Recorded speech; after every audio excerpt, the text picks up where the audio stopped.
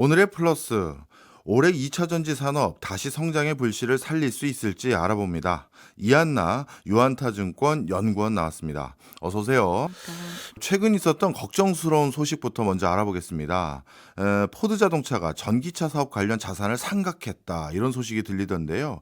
이게 사실상 자동차 올인 전략을 포기한 게 아니냐 이런 평가가 나오는데 이렇게까지 전략을 수정하게 된 배경은 뭘까요?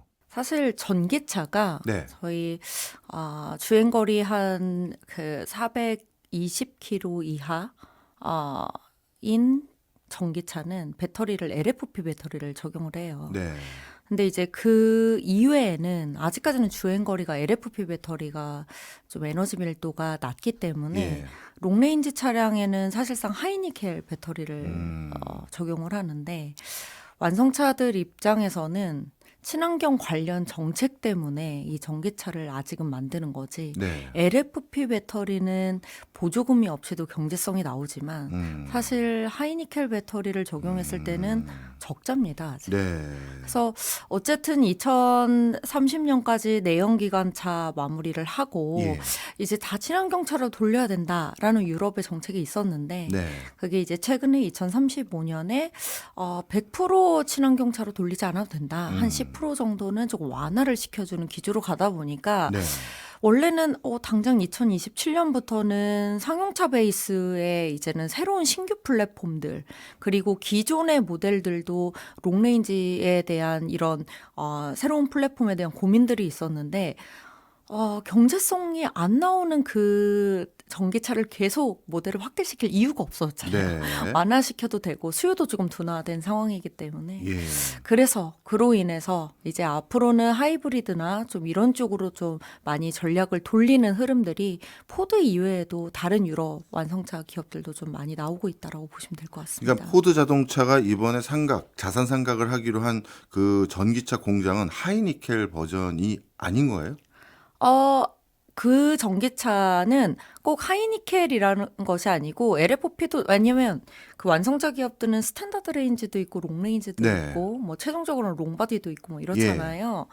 이제 그 모든 거를 만드는 전기차인 거죠. 예, 예. 그런데 어쨌든 전체적으로 수요가 둔화되면서 음. 다양한 옵션들을 만들 이유가 없어졌잖아요. 아, 그렇다 예, 보니까 그 예. 전기차 공장을 이제는 상각을 했다라고 보시면 될 것 네. 같습니다.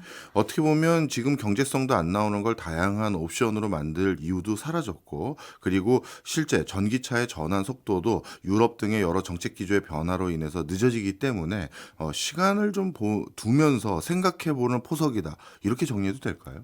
네, 맞습니다. 네. 자, 그럼 당장 걱정이 되는 게 저는 우리 기업입니다. 우리 기업들 입장에선 뭐 미국의 배터리 공장 잔뜩 지었고, 그리고 전기차 중심으로 자동차 공장도 짓는 걸로 그렇게 저는 알고 있었는데, 당장 이러면 뭐 우리 기업들 입장에서 실적이 꺾이는 거 아닌가요?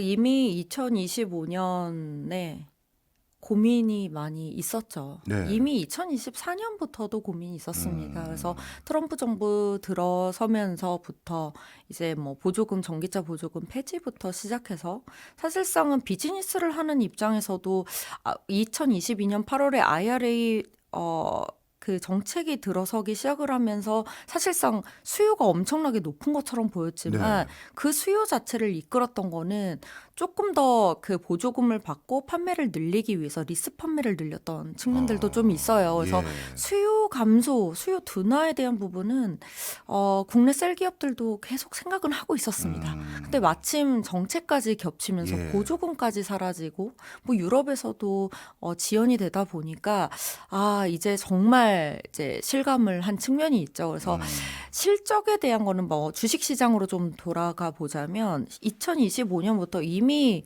실적에 대한 EV 쪽에 대한 실적은 저조할 수밖에 없다라는 거는 다 알고 있었습니다. 많이 네. 시장에서 인지를 하고 있는 상태죠. 네. 그러면 우리가 미국에 그 엄청난 설비 투자해 놓은 그 공장들, 그 배터리 공장을 중심으로요. 그건 어떻게 해야 됩니까? 나름대로 뭐 LG엔솔도 한 6개 추진하고 있었고 SK온도 6개 가까이 하고 있고 SDI도 뭐 한 2억 개 하는 걸로 알고 있었는데 공장 크게 지으면 하루 쉬면 그 고정비 나가는 게 엄청날 텐데 그 공장을 지금이라도 뭐 철수를 해야 되는 겁니까? 아니면 다른 미국 기업에 외곽을 해야 되나요? 좀 3사가 좀 다른 흐름으로 예. 가고 있는 것 같아요.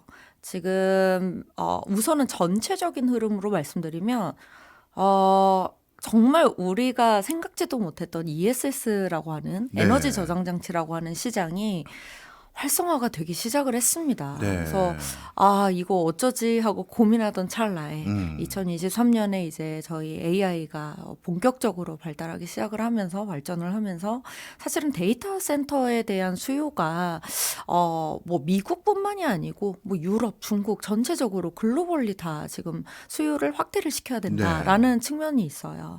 거기에 제일 많이 들어가는 거 정말 ESS는 AI 데이터 센터가 뭐 크게 이제 훈련 쪽이 있고 추론 엣지까지 있는데 훈련 쪽에 들어가면 사이트 ESS부터 시작해서 서버 렉에 들어가는 BBU부터 시작을 해가지고 이제 PDU 쪽으로 들어가는 그런 ESS까지 굉장히 다방면으로 네. 들어가고요.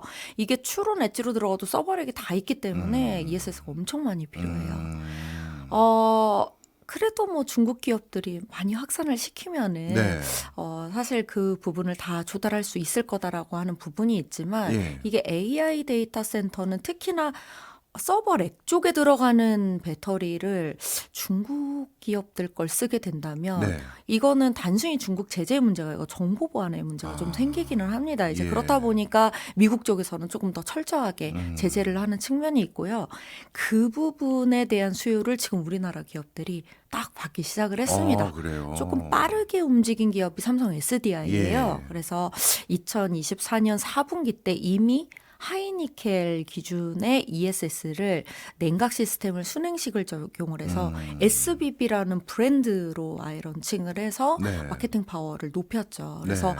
바로 이제 수주가 들어가기 시작을 했기 때문에 지금 SDI 같은 경우에는 2025년 내내 굉장히 빠르게 진행했던 부분은 애초에 미국에 있는 스텔란티스 공장을 제대로 가동도 시켜보지도 못했었어요. 수요가 감소를 해서. 예. 그래서 그 부분을 ESS로 좀 빠르게 전환을 예. 시키고 있고요. 2026년까지 아마도 EV 쪽 라인은 한 7기가와트 제외하고는 나머지는 한 30기가와트는 전체 다 ESS입니다. ESS로. 예. LG 에너지 솔루션도 정말 빠르게 전환을 해서요. 예. 다만 LG 에너지 솔루션은 미국의 공장 캐파가 너무 컸습니다. 그래서 뭐 원래 계획대로라면 200기가 가까이가 됐어야 정상인데 실제 가동할 수 있는 생산 능력 기준으로 해서는 한 117기가 정도가 되는데 2026년이 올해가 되면은 연말 기준으로 40기가 정도는 다 ESS로 전환을 하겠다라고 네. 한 상황입니다. 그리고 SK온 같은 경우에는 사실상 계속 이 비즈니스를 계속 해야 되나 라는 고민이 있었어요. 워낙 이제 반도체 쪽으로 이제 두각을 나타내고 네. 있기 때문에 오히려 EV 쪽, 이 2차 전지 쪽 때문에 부채 비율이 너무 높아져서 네. 재무적으로 여러 자회사들이 안 좋아지는 상황이었었거든요. 그래서 일부를 이제 미국 공장에 이제 일부를 다 포드 쪽에 이제 매각을 하는 이런 조치를 좀 취하고 있습니다. 네. 3사가 자신들의 상황에 맞춰서 나름대로 바비 빠른 대응 전략을 찾고 있는 것 같은데 그래도 원래 전기차 시장까지 활성화됐다면 야 우리나라 2차 전지 업체들 좋은 소식들 많았을 것 같은 생각도 들거든요. 자 포드는 나름대로 전기차 시장에서 발을 빼는 듯한 행보가 있는데 글로벌 완성차 다른 업체들의 상황들은 어떻습니까? 쉽지 않습니다. 그래서 유럽 쪽에서도 사실 가장 고민이 되는 부분은 뭐 벤츠, 아우디 등등 뭐 폭스바겐도 마찬가지고요. 등등 해서 지금 우리나라 기업들이 2027년부터 신제품 프로젝트, 신 플랫폼 프로젝트로 들어가는 부분들이 많았었는데 그 부분들이 조금 폐기될 가능성들이 좀 있습니다. 그러니까 아예 전기차를 그만두겠다가 아니고 네. 시간을 좀 벌었으니 우선 당장 수요 없는 곳에 적자를 많이 봤기 때문에 네. 천천히 가겠다라는 흐름이 분명히 있고요. 그래서 이게 사실상은 롱레인지 쪽 배터리가 확연히 저렴해져서 보조금 없이도 경제성이 나온다. 그러면 다시 한번 자동차 시장의 주류가 될 것 같기는 해요. 네. 하지만 그 전까지는 대부분의 완성차 기업들이 조금은 전략을 지연시키면서 하이브리드나 뭐 내연기관차 쪽으로 조금 가는 흐름이 될 것 같고요. 테슬라는 전기차 기업이고 리비아는 전기차 기업이고 BYD도 전기차 기업이기 네. 때문에 이들은 계속 계속 모델을 늘리고 있고 예. 옵션도 늘리고 있고 이런 상황이고요. 미국의 이제 대표적인 고객사라고 우리나라 2차 전지 고객사라고 하면 또 GM이 있어요. 네. GM 같은 경우에도 우선은 조금 천천히 가는 흐름입니다. 당장 예. 올해 신차는 없고요. 신차 중에서 이제 쉐보레 볼트 EV를 원래 단종을 시켰었다가 예. 저렴한 LFP 배터리를 적용을 해서 네. 2027년형으로 내놓는 거 제외하고는 조금은 천천히 가는 흐름입니다. 그렇군요.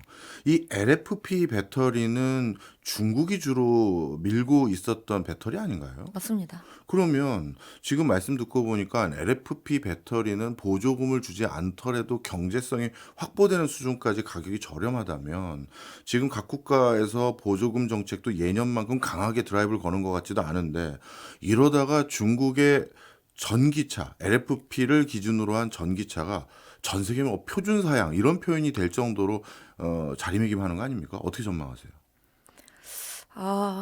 뭐 물론 한국 2차 전지 애널리스트로서 어떻게 말씀을 드려야 될까? 걱정은 이제 된다. 네, 걱정은 됩니다. 네. 분명히 왜냐하면 LFP 배터리라 하면 절대 이제 주행거리 500km 이상은 안 나온다. 예. 뭐 적어도 한 460km 이상도 안 나온다. 예전에 그랬죠. 예, 그런데 벌써 420km까지 예. 올라왔고요. 지금 적용하고 있는 LFP 배터리는 NCM 523이라고 하는 니켈 함량 50%짜리 하이니켈이 아니죠. 예. 50%짜리를 블렌딩을 해서 사용을 하고 있는 배터리이기 때문에 얼마든지 에너지 밀도는 올라올 수가 있습니다. 그래서 그거에 대한 고민은 분명히 있는데 네. 여전히 테슬라 중심으로 해서 많은 완성차 기업들이 롱레인지 쪽에서 기대하고 있는 부분은 그래도 에너지 밀도가 높아야 된다. 블렌딩을 해서 높일 수 있는 수준 이상이 왜 나와야 되냐면 일부 프리미엄급 같은 경우에는 저희 주행거리가 문제가 아니고 한 번에 들어가는 출력 자체가 세요. 그래서 그게 감당이 안 되는 게 또 LFP와 NCM 523의 조합이거든요. 네. 그리고 사실 자율주행으로 가기 시작하면은 뭐 이게 어느 정도 학습시키면 추론으로 가기 때문에 전력 얼마 안 들어요라는 이야기들이 많았었는데 네. 이게 전체적으로 이 시스템을 계속 관리를 해줘야 되는 네. 그 출력이 굉장히 세요. 또 그때그때 상황 판단이라든지 예. 그래서 그런 부분들 때문에 이 출력에 대한 고민 때문에 또 한계가 좀 있습니다. 그래서 뭐 지금 조금씩 지연되고는 있지만 여전히 하이니켈을 적용한 4680 배터리를 가지고 경제성을 확보하고자 이제는 건식 전극 공정이라고 하는 이제 예. 기술을 도입을 해서 지금 현재 하이니켈 배터리의 한 반 가격 이하로 낮추자라는 것이 기술 트렌드긴 합니다. 아, 그렇군요. 나름대로 그런 새로운 공법들을 도입하면 하이니켈을 중심으로 진화 발전을 상당히 오랫동안 해왔던 우리 기업들도 다시 기회가 있다 이렇게 판단해도 될까요? 확실히 차지할 수 있는 틈새 시장이 있다라는 거죠. 틈새라기보다는 그러니까 주류가 되는 전기차의 표준의 주류가 되는 LFP 배터리를 우리나라 기업이 잡는다라고 말하는 건 어려워요. 왜냐하면 그건 말 그대로 기술보다는 가격이 예. 중심이기 때문에 하지만 그 이외의 시장에는 플레이어들이 좀 제한적인 상황에서는 계속 그 시장을 독점이나 과점을 하면서 네. 갈 수 있다라고 보고 있습니다. 네. 말씀을 쭉 듣고 보니까 전기자동차 시장에서 중국의 약진이 만만치 않구나라는 생각은 듭니다. 그런 상황에서 우리 기업들이 그나마 버틸 수 있었던 게 앞서 말씀 주셨던 ESS 시장이 급성장하면서 버틸 수 있는 버팀목이 되고 있는데 만약에요. 지금 배터리 수요가 몰릴 수 있는 ESS 분야마저도 미국에서 뭔가 다른 어떤 대안들을 찾기 시작하면 이거 큰일일 것 같은데 그럴 여지는 없습니까? 가능성은 항상 있습니다. 있어요? 예. 물론 정책을 계속적으로 좀 타이트하게 가져갈 거라고 보기는 해요. 예. 지금 현재 ESS 수요를 이끄는 거는 AI 관련된 데이터 센터이기 때문에 네. 앞서 말씀드렸듯이 정보 보안에 대한 문제가 굉장히 좀 심하기는 합니다. 그래서 뭐 정말 저렴한 배터리로 뭐 관세에 대한 문제, 원자재 가격에 대한 문제 여러 가지가 있기 때문에 중국 기업들이 나트륨이온 배터리 같은 이런 완전 저가형으로 들어오기 시작하면은 너무 비싸거든요. 사실 지금. 그래서 적용할 수도 있겠죠. 예. 그렇지만 그걸 설사 열어놓는다고 해도 적용할 수 있는 미국 내에서는 예. 적용할 수 있는 부분이 사이트 ESS 제외하고는 없을 것 같습니다. 왜냐하면 서버렉에 들어가는 소형 ESS는 네. 정말 정보 보안에 취약하거든요. 그래서 그쪽만큼은 허용해서는 안 되지 된다. 않을까라는 생각은 좀 있습니다. 네, 나름대로 여러 가지 어떻게 보면 국제적인 안보 그 경각심이 높아지는 상황에서 우리가 그래도 가져갈 수 있는 분명한 시장들은 있는 그런 상황이다 이런 판단도 되네요. 자, 그러면 이번에는 공급 측면에서 한번 살펴보겠습니다. 우리 배터리 기업들이 증설하고 있는 캐파가 지금 전 세계적으로 지어지고 있는 AI 데이터 센터 수요에 비해서 충분한 수요인가요, 아닌가요? 그거야말로 정말 어려운 것 같아요. 왜냐하면 지금 글로벌리 AI 데이터 센터 수요에 대한 집계도 천차만별입니다. 네. 그래서 뭐 연간 적게는 50기가씩 뭐 신규 설치가 된다. 북미 쪽에서만 네. 말씀드리는 거고요. 뭐 많게는 100기가에서 뭐 200기가까지 보는 네. 레인지가 엄청 넓죠. 편차가 크네요. 네, 50기가에서 200기가면은 뭐 이거는 제대로 안 되고 있어요.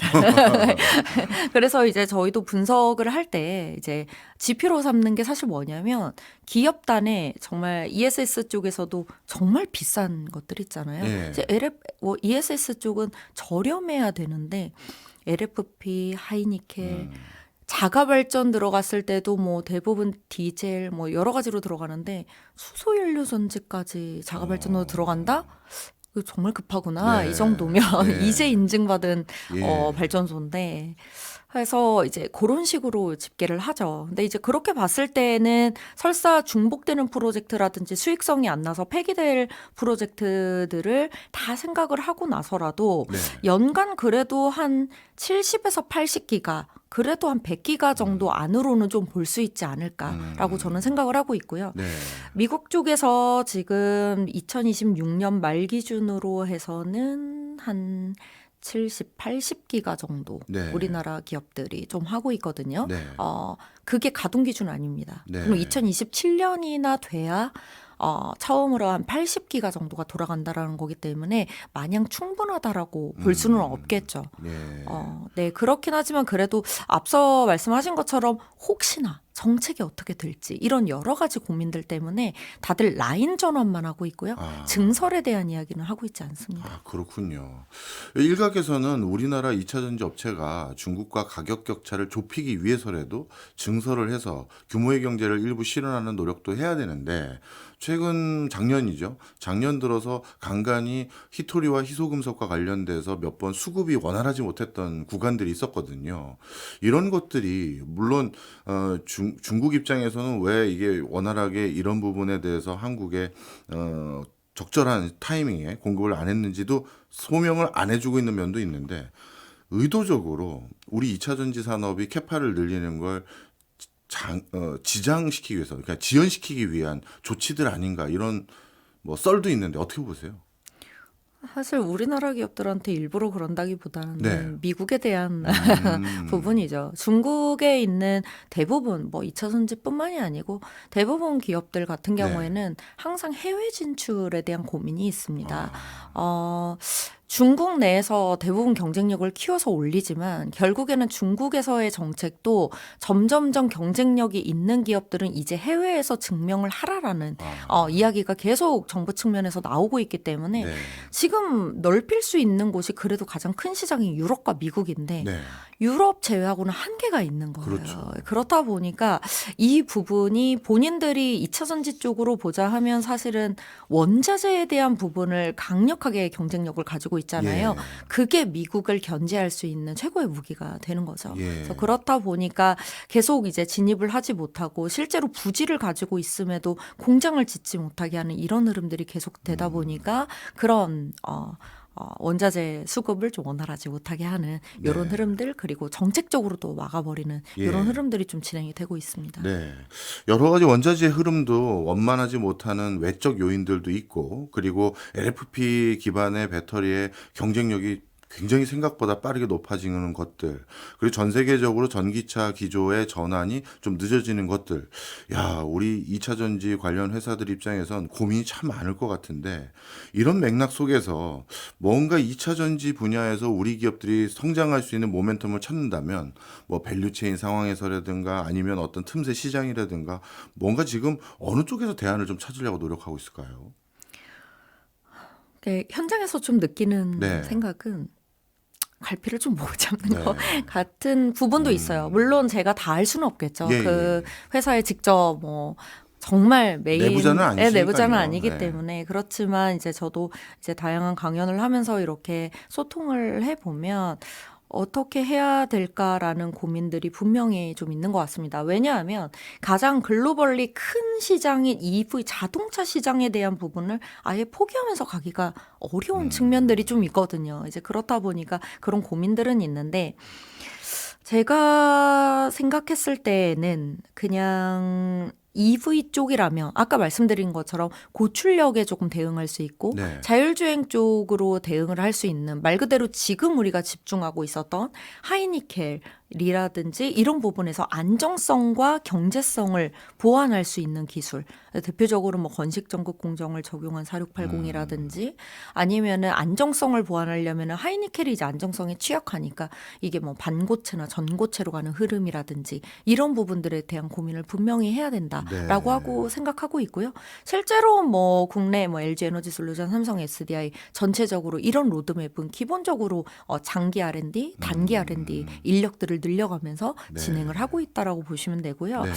최근에 또 전고체가 생각보다 전기차 시장에 많이 적용되지 않을 가능성들이 있어요. 그래요? 왜냐하면 경제성이 이것도 결국에는 돈 경제성의 문제군요. 문제인데 그렇죠. 예. 이제 완성차 기업들 입장에서는 뭐 지금 저렴한 배터리로도 충분히 나오는데 예. 굳이 또 그 라인과 밸류체인을 다시 구축을 해야 되느냐 이런 예. 고민들이 있는데 이게 사실 AI 데이터 센터로 가면 이 EV 쪽에서도 고출력, 예. AI 데이터 센터도 고출력 이렇게 되다 보니까 LFP라고 하는 이 저렴한 배터리, 뭐 나트륨이온이라는 저렴한 배터리로만 가게 되면 엄청난 부지가 필요합니다. 돈이 더 들어갑니다. 예. 이제 그렇다 보니까 이게 섞는 흐름이 좀 있어요. 예. 뭐 LFP 한 80%라면은 일부 하이니켈을 조금 한다든지 아니면 하이니켈이 아니라면 좀 전교차가 안정적이니까 좀 파일럿 단계라도 조금 작은 네. 규모로 넣어서 부지를 좀 좁게 하고 출력을 높게 뽑아낼 수 있는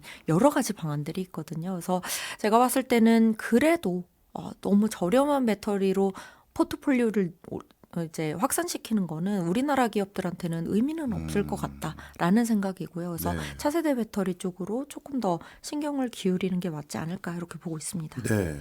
또 시장 분위기가요. 중국 내부의 전기차 시장도 이렇게 성장세가 주춤할 뿐만 아니라 중국 정부도 뭐 이제 상당한 기간을 두면서 전기차 산업을 구조조정하겠다. 이런 청사진을 이미 제시하지 않습니까?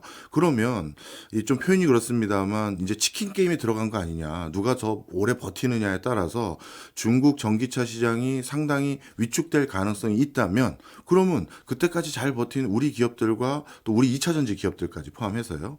좀 다시 큰 활로를 이런 치킨 게임 속에서 우리가 기대할 수 있는 요소 이런 건 없을까요? 근데 사실 중국 쪽에서 구조조정이 네. 들어간 부분은요. 그들은 14차 5개년 때 목표는 전기차 1등이었어요. 글로벌. 했잖아요. 예.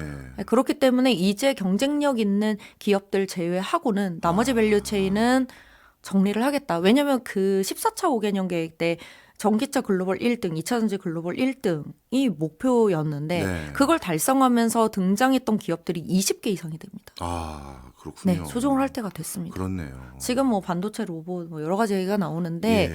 그쪽은 아직 하고 있는 중이잖아요. 네, 그래서 네. 거기는 계속 이제 증가를 시키는 거고 요 2차전지 쪽에서도 ESS는 또 늘립니다. 아, 오히려. AI 데이터 센터 때문에. 예. 그래서 이게 치킨 게임이냐 뭐냐의 문제는 아닌 것 아닌 같고요. 것 같다. 중국 기업들은 이제 경쟁력 있는 몇 개 기업을 제외하고는 구조조정에 들어가겠다. 예. 이렇게 판단을 하셔야 되고 지금은 이제 우리나라가 할 수 있는 영역에 확실히 포인트를 맞춰서 기술력을 키우는 게 맞을 것 같고요. 그 기업 재편에 대한 부분은 네. 오히려 그 LFP 배터리를 하고 있는 중국 기업들끼리는 또 치킨 게임을 해서 거기에서 이제 경쟁력을 갖는 기업들 중심으로 가는 거고 이 롱레인지 쪽에서 우리나라와 사실 뭐 파나소닉 듣기는 파나소닉은 고객사가 한 군데밖에 없기 예, 때문에 예. 우리나라 기업들이 이제 재편이 되는 흐름이거든요. 그래서 예. 그건 이미 조금 일어나고 있기 때문에 이제 기술력에 대한 부분으로 좀 가야 되지 않을까 이렇게 보고 있습니다. 그렇군요. 연구원님 말씀 듣고 보니까 아니 중국의 상황이 그렇게 견조한 상황 속에서 체질 개선 정도 되는 구조 조정을 지금 하고 있는 수준이라면 미국의 행보가 더더욱 이해가 안 갑니다. 제가 알기로 미국이 뭐 해외 우려 기관 규제를 본격화해서 중국산 광물을 조금이라도 쓰면 거기에는 보조금을 주지 않겠다 이런 입장들을 얘기하고 있다고 하는데 그럼 앞으로 배터리 들어가는 게 전기차뿐만 아니라 ESS 등등 잔뜩 있는데 이거 배터리를 그럼 자칫 잘못하면 이것도 태양광 산업처럼 중국 의존하지 않으면 안 되는 산업 구조로 전 세계가 재편될 가능성마저도 있는 건데 이게 미국은 무슨 생각으로 이런 조치를 지금 단행하고 있는 걸까요? 아무래도 후발주자잖아요. 예. 제재밖에는 살 길이 없다라고 방법이 생각을 그거밖에 없다. 하는 것 같아요. 예전에 저희 원유 때도 보면은 예. 사실 계속 제재를 통해서 그러다가 어쩌다 셰일가스가 등장을 해서 이제 다시 경쟁력을 되찾은 것처럼 네. 이쪽도 결국에는 마찬가지고 네. 그렇다 보니까 이렇게 계속 막아서 시간을 벌어두는데 생각보다 근데 막았다고는 하지만 다 우회 경로로 들어오고 있습니다, 지금. 그래요? 예. 그러니까 그 정도로 타이트하게 막아놓지 않은 거죠. 그들도 네. 이제 생각을 하고 있기 때문에. 그래서 우리나라 기업들도 지금 뭐 LFP 배터리를 양산을 하는 데에 있어서 중국 양극재부터 시작해서 흑연부터 시작해서 대부분이 중국입니다. 그렇겠죠. 네. 예. 근데 이제 우회 경로로 해서 많이 들어오는 거고요. 그때 안으로, 그러니까 1년씩 사실은 조금 지연되고 있잖아요. 예, 예. 미국 쪽 정책도. 그동안 최대한 중국을 배제한 밸류체인을 2년 내지 3년 안으로 구축을 해라. 라는 것이 미국의 이제 정책의 핵심이라고 저는 생각을 하고요. 네. 그리고 미국 안에서도 그래서 이제 원자재에 대한 부분들을 계속 키워나가고 있는 상황이에요. 그래서 제재는 계속적으로 타이트하게 하되 어느 정도는 우회 경로를 열어두고는 있지만 결국에는 최종적으로는 경쟁력이 확보되는 시점에서는 정말 타이트하게 이제 더 제재를 가하지 않을까 이렇게 보고 있습니다. 네. 제가 오늘 연구원님 말씀을 다 듣고 나니까 우리 2차 전지 산업의 지금 상황을 날씨로 비유하자면 먹구름이 상당히 많이 껴 있는데 그 먹구름 사이에 뭐 햇살이 살짝 비치는 그러니까 우리가 할 수 있는 어떤 그런 영역들은 좀 남아 있는 이런 수준으로 저는 이해가 돼요. 앞으로 우리가 살아남기 위해서 어떤 상황들을 만들어가고 우리가 더 신경을 많이 써야 될까요? 뭐 국가 차원일 수도 있고 기업 차원일 수도 있고요. 사실은 저는 사실 그래도 이렇게 글로벌 1등을 하고 있는 그러니까 일정 부분 세그멘트에서는 1등을 하고 있는 이런 경쟁력을 갖고 있는 산업을 우리나라가 시작이 되었고 네. 유지를 하고 있다면 정부 차원에서의 도움이 좀 필요하다라는 생각을 분명히 합니다. 예. 저희는 대부분의 정책이 그동안도 굉장히 단기 정책들이 너무 많았어요. 그랬겠죠. 그렇게 되면은 장기적으로 산업을 육성시키기가 너무 어렵고요. 지금 중국도 어찌 보면은 정책에 의해서 다 올라온 거잖아요. 그렇네요. 고정비 하나 없이 계속 산업을 육성하고 경쟁력을 가질 때까지 이끌어준 측면 물론 국가의 이제 성격 자체가 다르기는 하지만 예. 그래도 어느 정도의 장기 지원은 분명히 필요하다라는 생각을 저는 하고 있습니다. 왜냐하면 그렇지 않고서는 저희는 이제 미국과 중국의 그러한 다양한 싸움이라고 해야 되나? 이런 제재들 안에서 우리나라 기업들이 제조업 경쟁력을 계속 위축될 수밖에 없다고 네, 저는 생각을 해요. 그래서 정부 차원의 정책은 분명히 필요하다라는 생각을 좀 하고 있습니다. 알겠습니다. 우리나라의 차세대 먹거리 어떤 상황인지 오늘 제대로 알았네요. 지금까지 이한나 유한타증권 연구원이었습니다. 많이 배웠습니다. 고맙습니다. 네, 감사합니다.